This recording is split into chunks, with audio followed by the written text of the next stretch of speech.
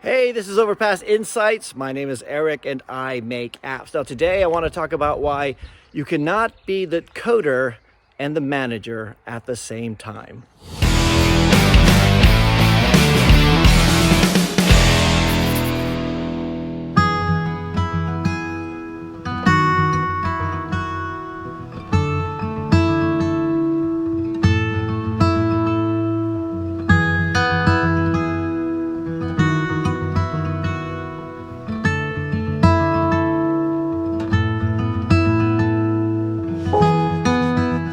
All right, so we're still in lockdown, but we're allowed to go for an exercise each day. And I haven't been taking advantage of exercising each day, so I'm going out for a walk.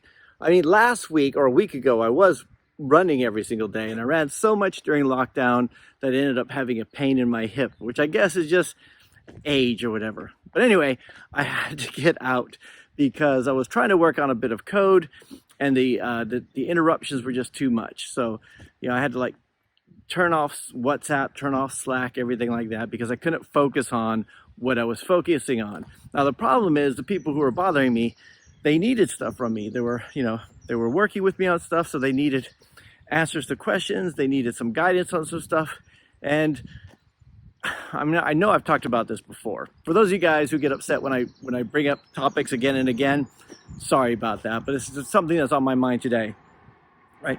It's very difficult to be the developer and the manager at the same time. I mean, it's almost impossible.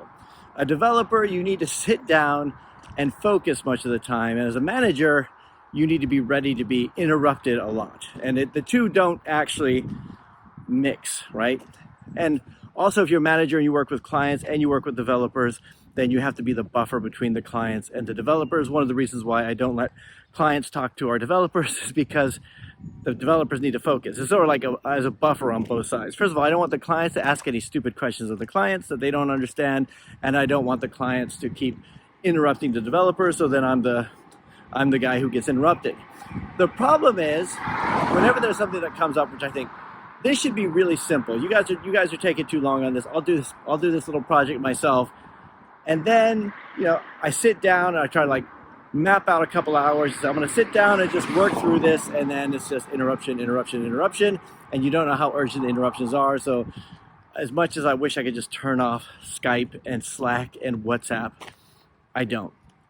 So now, as a developer, for those of you guys who are just getting into software development, you have to get used to blocking out that time for yourself. You have to get used to very tactfully saying, back off. Hey man, I need you to back off. I need some time to work on this. Especially if you have somebody saying, how long is it going to be? How long is it going to be? How long is it going to be? Is it much longer? If you ever worked, when I used to work in investment banks, a lot of times it was high pressure situations.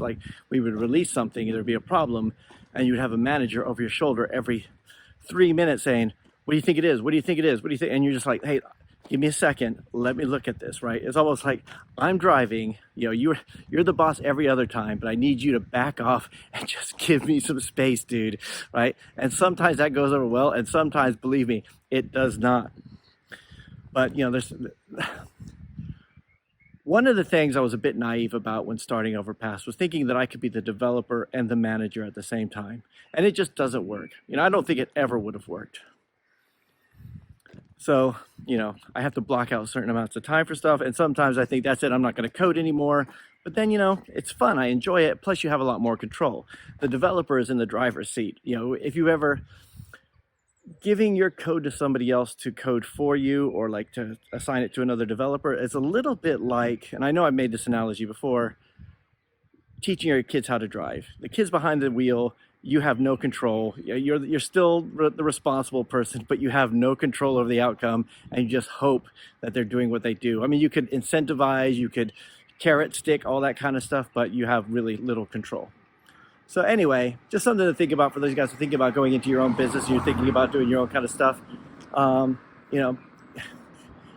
You can't be the manager and the coder at the same time. I've tried, if you read the E-Myth Revisited, he talks about the 3 different roles. You have the entrepreneur, the manager, and the technician. You could be all 3 of them, but not at the same time.